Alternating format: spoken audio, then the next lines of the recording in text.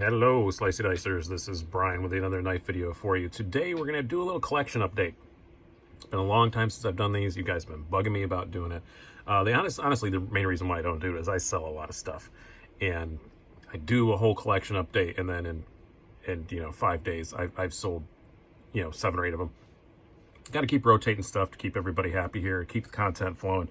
You know how it is. I've explained that 1,000 times. But today, I'm just going to do a brand-specific collection update. Maybe I'll go through the rest of it later if I can figure out a way to split them up. But I can't do the whole collection. That would take forever. And like I said, it would change. But maybe I'll do some of the other keepers that I know aren't going anywhere. This is just going to be one brand because it's the only brand that I have enough to do one of these entire videos for. And that is Spyderco. You guys ask me a lot. Most common question I get asked in live streams and whatnot is, what is your favorite brand? And I always say Spyderco, and it's not because I think that they're the absolute best. They just have the widest variety. They do the best job of keeping my attention, and especially with all their, sprint runs and all the dealer exclusives and all that. They just keep my attention. You'll notice there are no sprint runs in this. There are 2 dealer exclusives that are identical in spec anyway, because I love that dealer exclusive spec. But no, the reason why I don't have any sprint runs is I get sprint runs. You guys see them. You guys ask me to sell them. The value goes up, and I sell them so that I can get other stuff. I'm not a speculator. I'm not a flipper. I don't even consider myself a collector, but I'm not stupid. And if I get a sprint and somebody offers me the right amount for it, yeah, I'll probably sell it.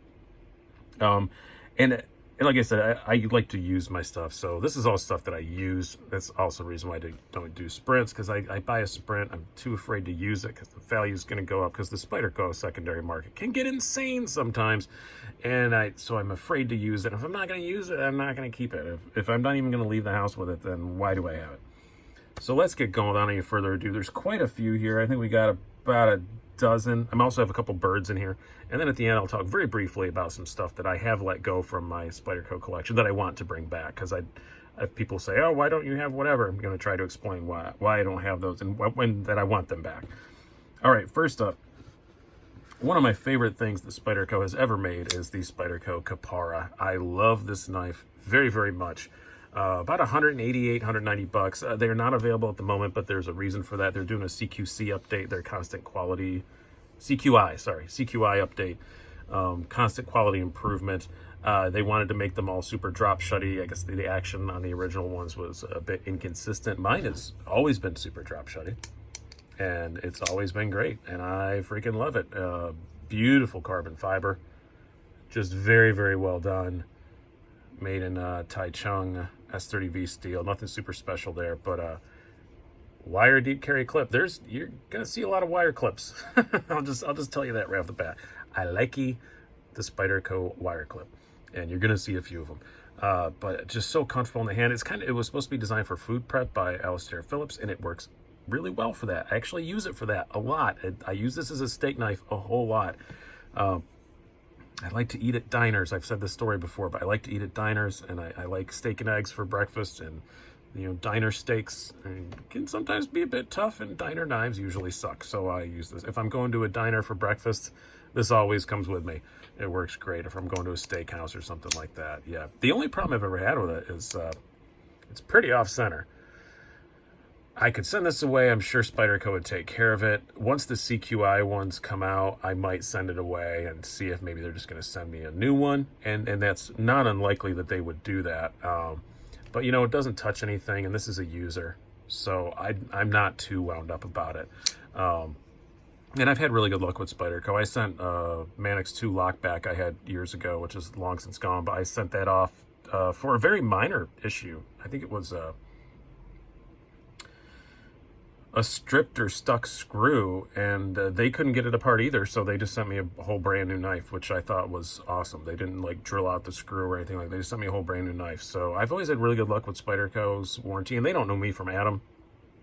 I mean, I've met Sal and Eric now, but especially at the time, they didn't know me from anything, and they took care of it. So when the CQI ones come out, I might send this back, but until then, I'm completely fine with using it, because it's a fantastic freaking knife. Now, next up can't have a Spyderco collection. Again, I'm not a collector, but that's what I'm going to call this. You can't have a Spyderco collection without a paramilitary 2, and this is definitely my favorite paramilitary 2 ever. This is the Knife Center exclusive with the Smooth G10 and the crew wear.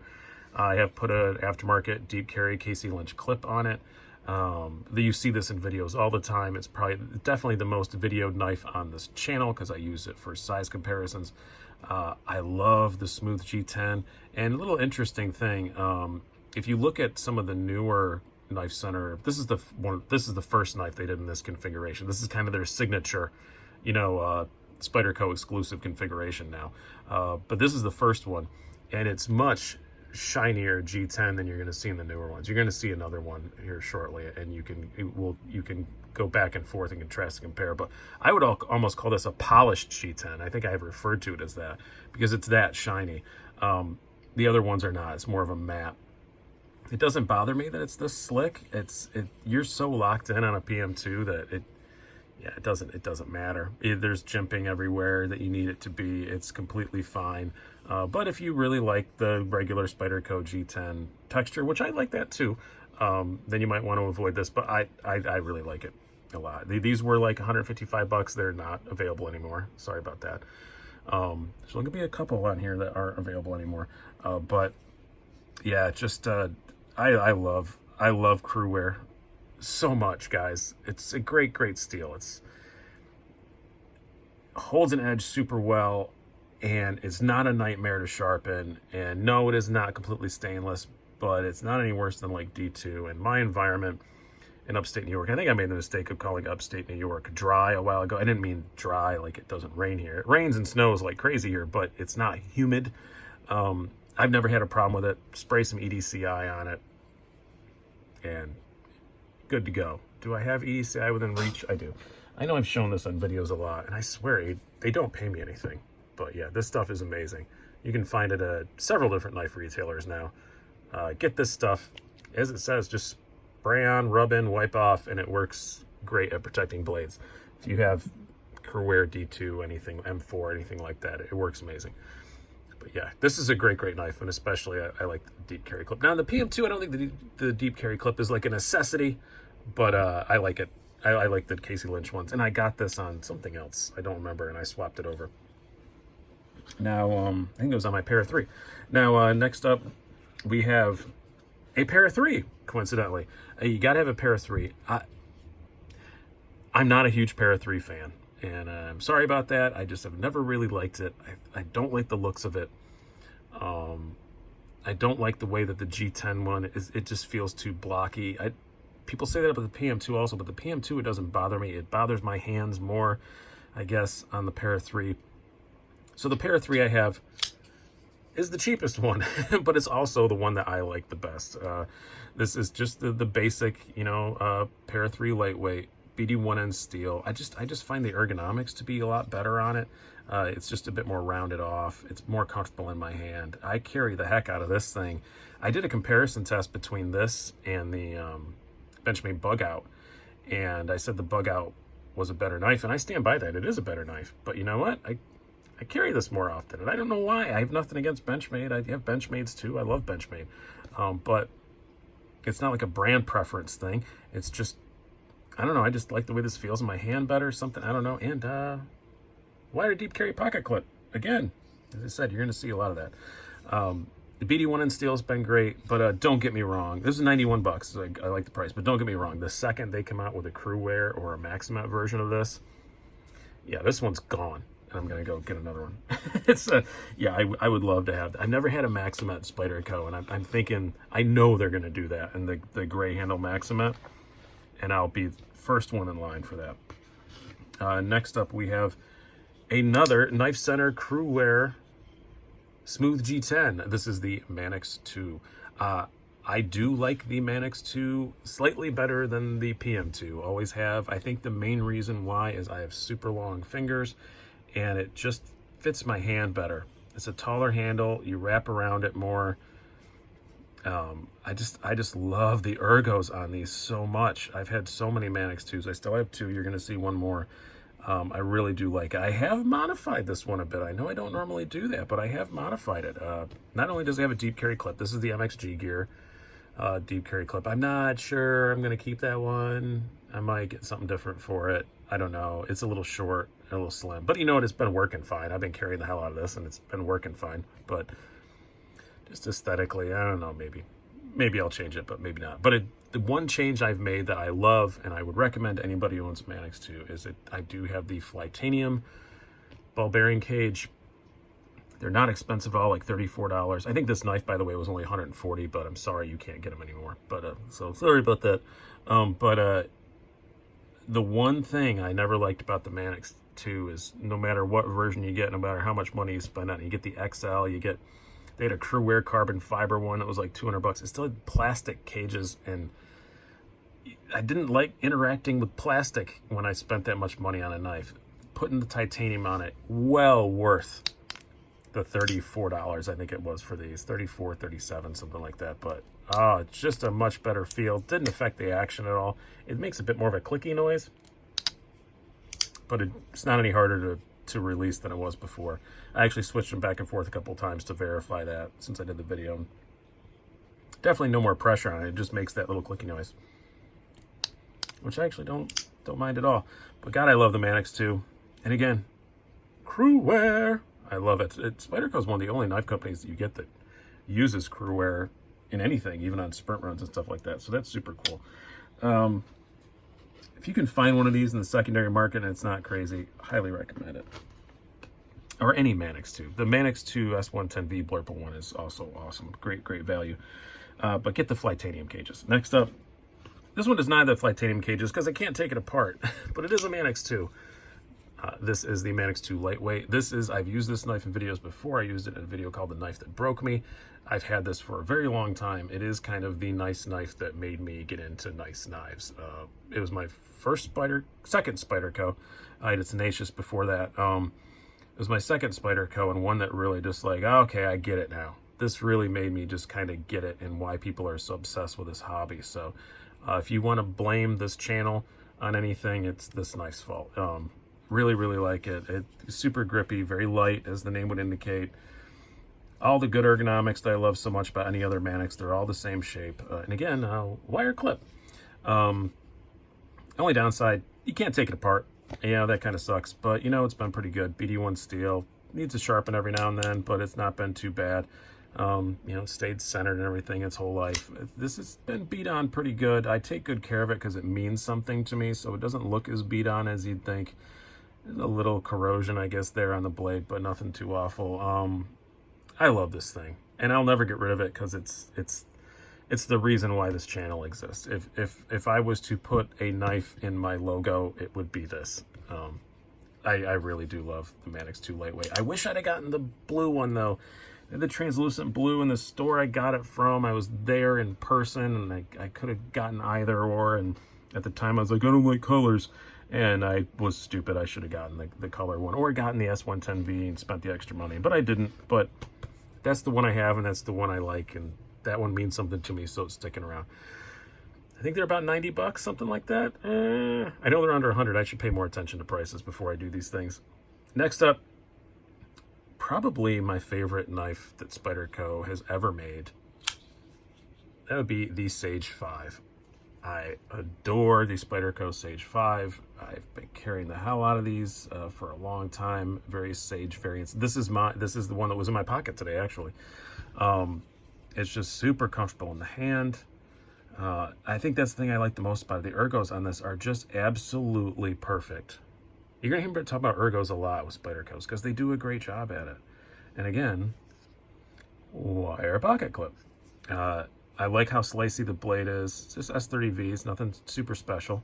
Made in Taiwan. Action's good. It's got the usual, you know, it's not quite as drop shutty as my other compression locks, but it's darn close. And I just really love the Sage 5. I think I did a battle to the death with them, but you know, if you're thinking about a Sage 5 or a Para 3, unless you're doing heavier use stuff, yeah, this blows the doors off a Para 3, in my personal opinion. All my reviews are opinions. Somebody actually put that in a comment, said, your reviews are just your opinions, like it was an insult. I'm like, yeah, that's how reviews work. But yeah, really, really like this. Next one, fairly new edition, but one I'm really enjoying, and one of my favorite things that Spyderco came out with this year, and I'm really surprised that this is one I would say that about, but it is the Spyderco Native Chief.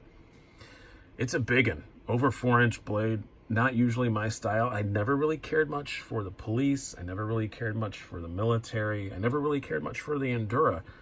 This one's really good. It's just a bit slimmer. It's so easy to carry for a knife this size. If you go back and watch my review of this, and I'm going to try to link to all these reviews down below. It's going to be a lengthy list.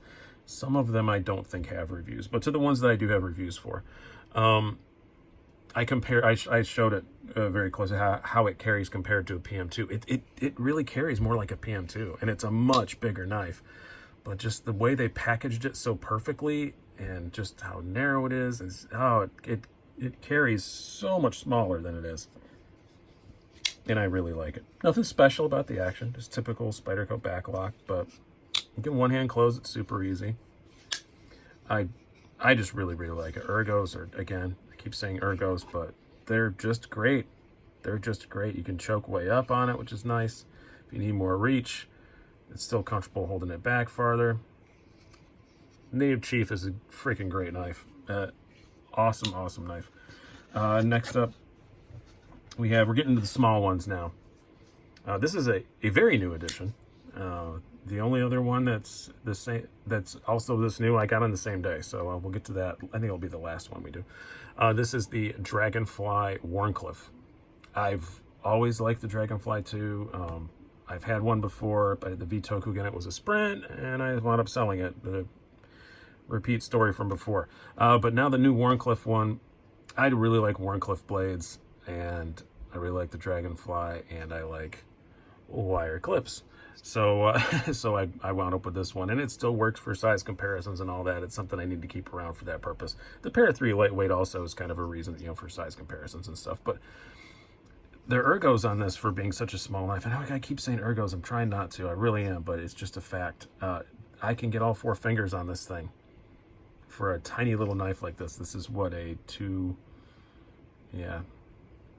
even 2.5-inch blade, and I can get all 4 fingers on it. And these little Wharncliffe blades work so amazing for cutting open boxes. Your usual cutting open packaging, your usual stuff that you actually use a knife for. They work fantastic. Perfect fifth pocket knife. $62, yeah. But other than that, I really, really like it. If they ever make the Wharncliffe in any kind of Sprint steels, I would consider that. It's just a great little knife, definitely. Now, next up, we're going really tiny with the Spydercos. Then we're going to go back big again with some Byrds here at the end. But next up, we will do, this is the Spyderco Grasshopper. I think I got this free when I bought another knife at a brick and mortar store. It spent a lot of time on my keys. As you can see, it's kind of beat up. But 12C27 steel, very unique for Spyderco. I don't know of any other Spydercos that use that. I'm sure someone in the comments will immediately correct me. But I really, really like it. It's just such a thin, slicey, mean little thing. Just a little slip joint.